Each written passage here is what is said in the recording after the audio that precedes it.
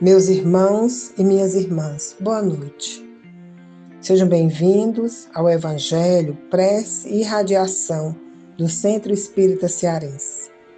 Vamos iniciar nossa prece, esvaziando os nossos pensamentos, para que possamos nos sintonizar com a boa espiritualidade, através das nossas boas vibrações, dos nossos bons sentimentos e a vontade de fazer o bem. Deus, nosso Pai, nos permita compreender a força da resignação para vencermos os nossos sofrimentos. Jesus, nosso irmão maior, que nossos comportamentos equivocados pela busca da felicidade sejam moldados, transformados, vencidos. Que o Espiritismo nos leve a compreender que a felicidade, para nós espíritos em evolução, é relativa. Que os espíritos benfeitores e os nossos anjos guardiões nos afastem da procura da felicidade nos prazeres materiais de maneira egoística e com ostentação. Que a procura pela felicidade, ainda relativa no nosso planeta Terra, pode ser percebida nas boas atitudes, nos prazeres do espírito, porque estes prazeres espirituais são eternos, trazendo paz, harmonia e serenidade para aprendermos a amar. Somos sofredores e doentes do corpo e da alma. Que possamos nos ajudar e ajudar as outras pessoas nesta atual caminhada. Vejamos algumas sábias orientações que Divaldo e Joana de Ângeles nos oferecem no texto Doentes e Doenças. Doentes, porque conservamos azedume, cultivamos maledicências, atendemos a apelos poucos dignificantes. Doentes, porque não sabemos, enfermos e ignorantes que somos, aproveitar o tempo que dispomos, valorizando as oportunidades que nos são oferecidas. Portanto, doenças, sim, de variada nomenclatura. Por quê? Amando, impomos condição ao amor. Amados, contaminamos de aflições quem nos ama. Servindo, desejamos servir como nos agrada. Servidos, alegamos ineficiência do serviço.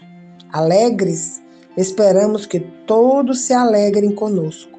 Tristes, gostamos que os demais participem da nossa tristeza, normalmente injustificável. Somos espíritos doentes em tratamento difícil, por agradar-nos a condição de infelicidade que nos é tônica favorita, Todavia, Jesus é o médico divino e a sua doutrina é o medicamento eficaz que nós podemos utilizar com resultados imediatos. Que assim seja, meus irmãos.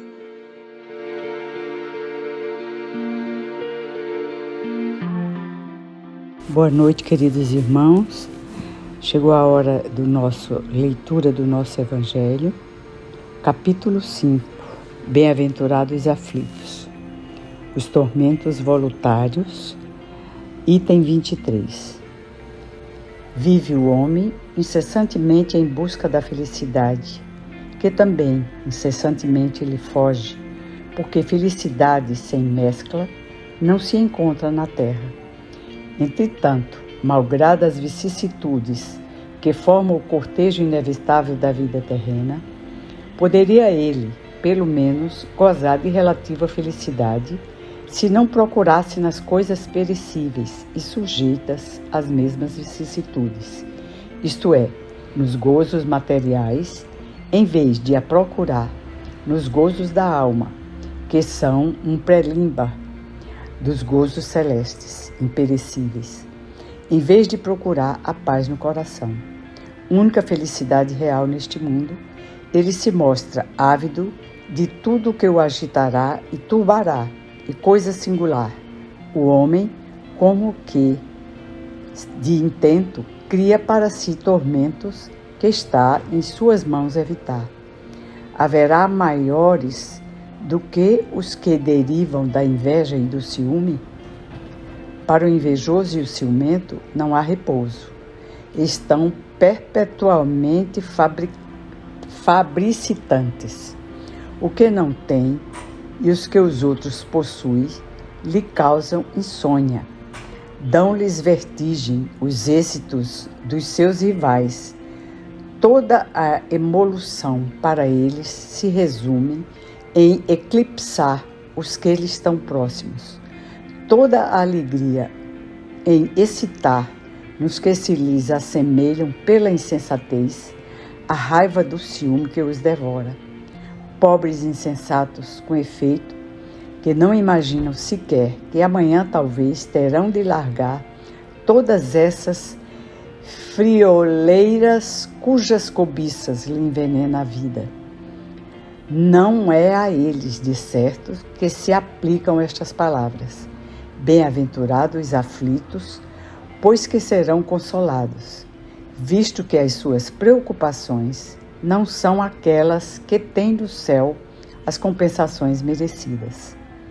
Que tormentos! Ao contrário, se poupa aquele que sabe contentar-se com o que tem, que nota sem inveja o que não possui, que não procura parecer mais do que é.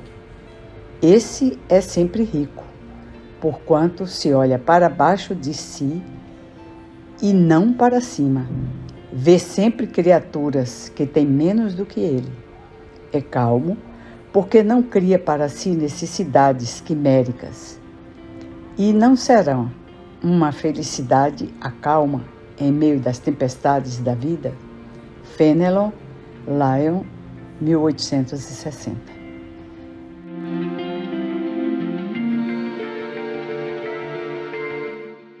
Muito boa noite, caríssimos irmãos.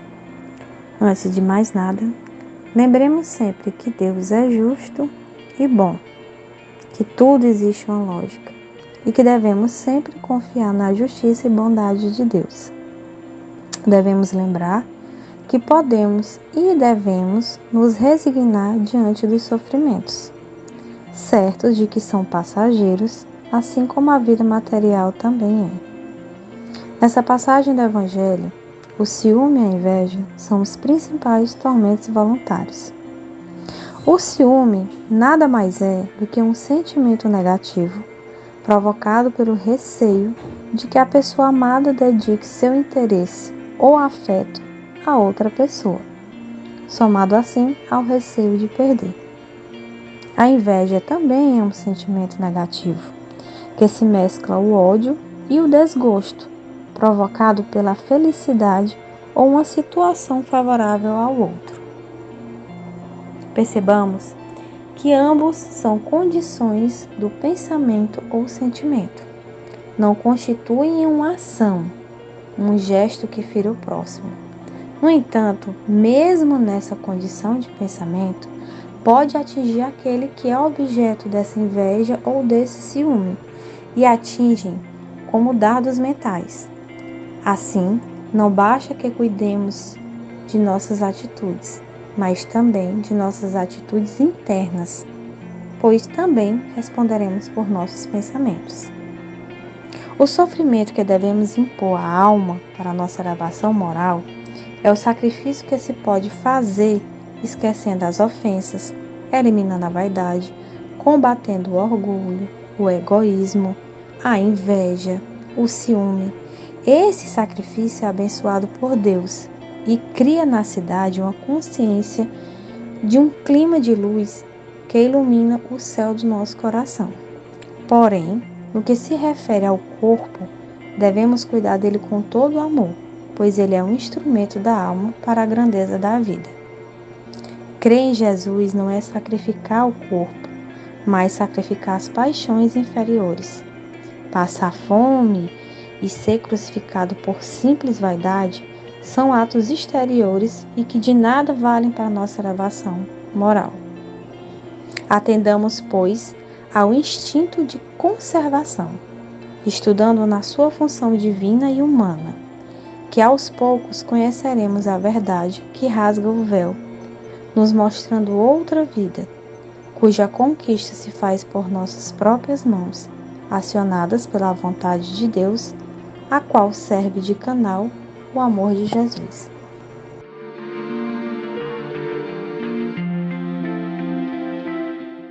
E assim, harmonizados, amparados e abençoados por todos os mensageiros de Deus aqui presentes, vamos novamente unindo os nossos pensamentos.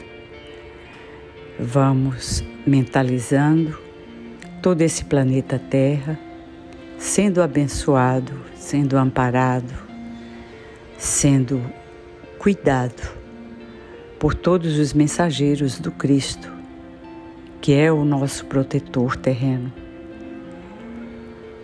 Que eles possam fluidificar todas as águas do planeta, harmonizar, que eles possam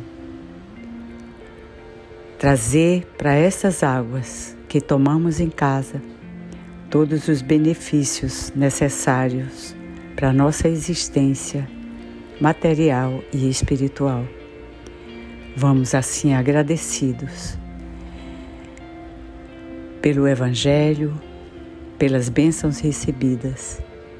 Que os mensageiros de Deus sejam o nosso guia, hoje e sempre. Que assim seja.